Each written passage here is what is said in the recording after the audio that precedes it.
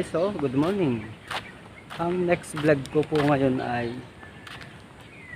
ipapakita ko po yung mga regular ko na nagagawa sa isang araw. Yun. So time check po muna tayo guys. Sakto alas 7 na po ng umaga. At sakto na rin kasi mag-uumpisa na rin tayo sa aking trabaho. Tara. Pag umaga kasi guys, nag-uumpisa ako magdilig dito sa mga pasok na rin. Ito yung una kong dinidiligan kasi po mamaya mainit na po pag pumatak ng mga bandang alas 9, ganun, alas 10. Kaya uunahin natin yan diligan. So, kasi grabe guys yung init dito ngayon. Natutuyo kasi yan yung mga ano niya. Kaya binababad ko yan. Binababad natin siya. Ayan guys, so pag umaga ayan yung inuuna kong diligan. Kasi pag pumatak yung mga alas 10 ng umaga, mainit na po dyan banda. Ayun guys, tapos na ako dun sa may paso. Ito na po ang aking ininenex. Yung mga bermuda na nasa pants. Ginagawa ko sa dyan guys. Talagang binababaran ko talaga siya. Kasi grabe ang init ngayon. Ayun guys, so pababad po talaga yung ginagawa ko dyan. Kasi grabe yung init natin dito ngayon. Kaya kailangan basang-basa yung ating bermuda. Pero guys, paso talagang binababaran ko to. Kasi sobrang init.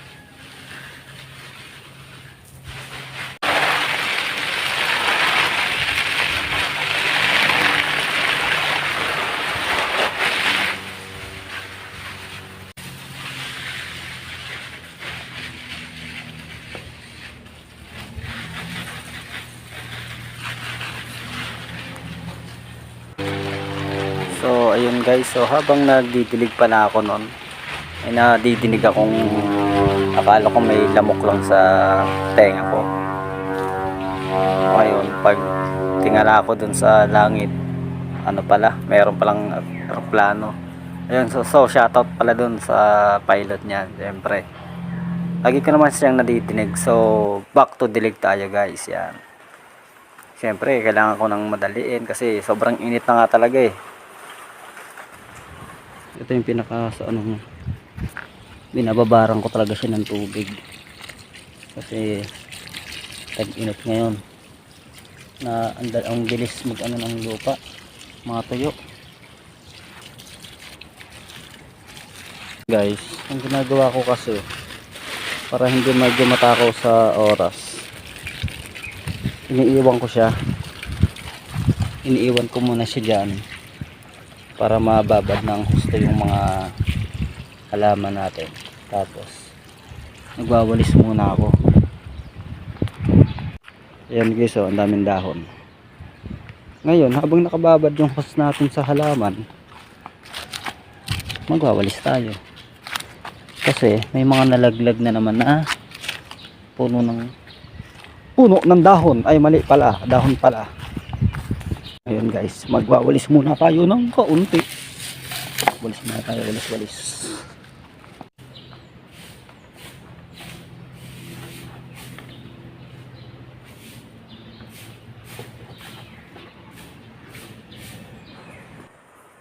So ayun guys, nagwawalis na ako nung time na yan. Siyempre pinagsasabi ko na yung pagdidilig at saka pagwawalis. iniiwan ko yung hose doon sa halaman para mababad ng husto.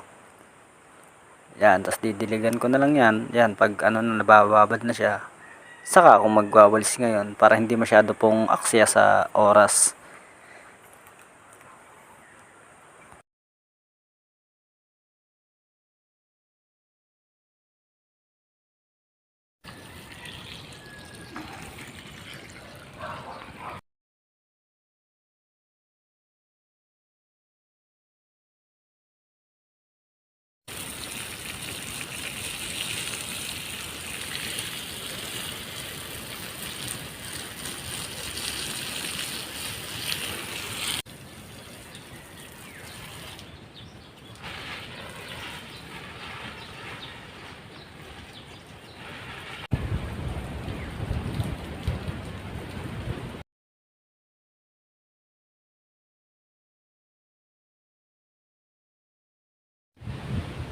Ayun guys, so okay na. Tapos na akong magwalis.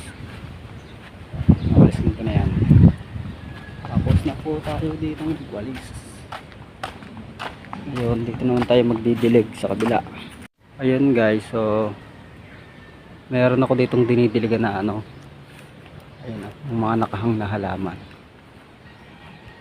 Nakahang siya. Diligan natin siya. Yung ating mga halaman na nakahang, mga nakasabit yan guys. Ngayon iniisa-isa ko kasi yan.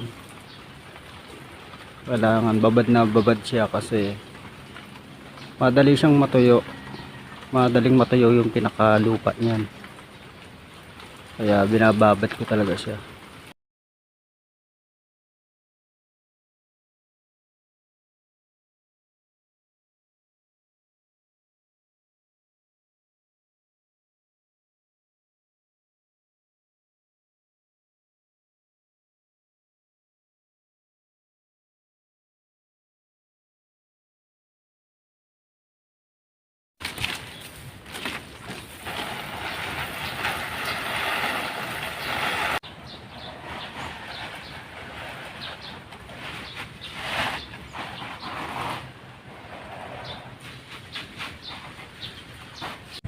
Check po muna tayo. Last gis. Tapos na po tayong magdilig saka magwalis. So ngayon guys, total last gis. Break time na, break time. Dahil ako'y nagugutom na, magbe-break time muna tayo guys.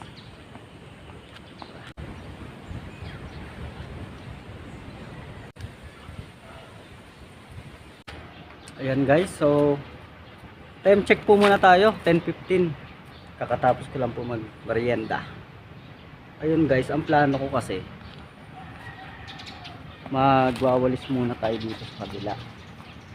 Kasi guys, ang dilig kasi nito mamayang hapon pa, mga alas 3. Kasi kung didiligan ko po siya ngayon, abutin ako ng siyam-siyam. Baka wala na tayong magawa. Siguro ngayon guys, magtatapon muna tayo ng basura. Mga dahon yan. Ayan guys, so magtatapon muna tayo ng basura kasi wala rin pala akong magagamit na sako pag ako nagwalis. Ayan siya.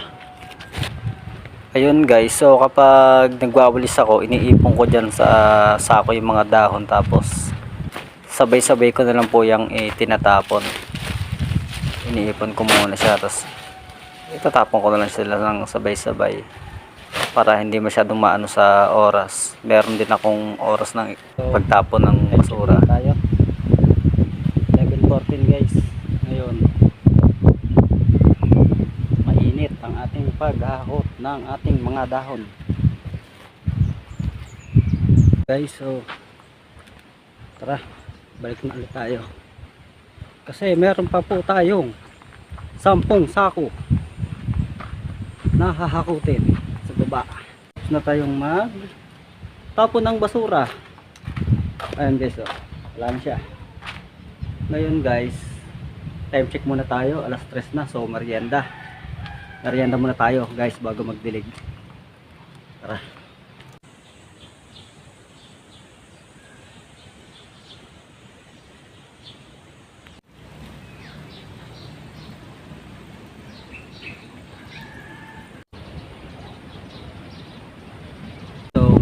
Time check po muna tayo.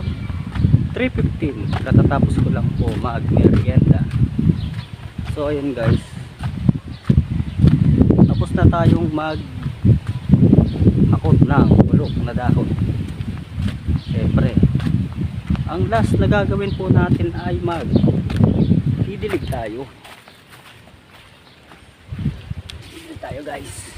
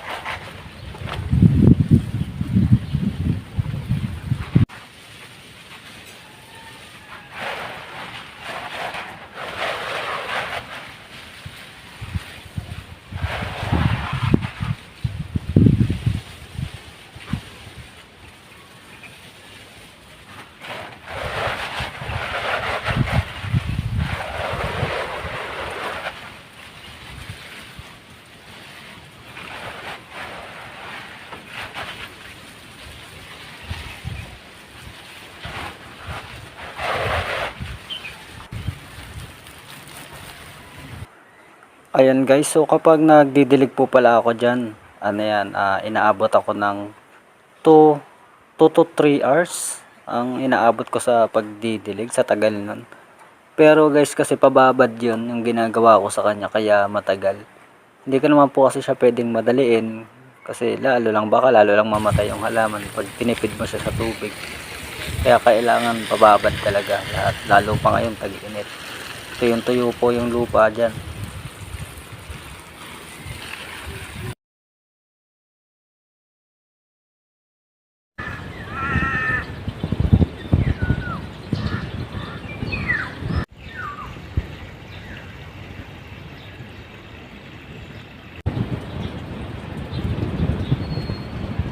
Guys, so okay na. Time check po tayo guys.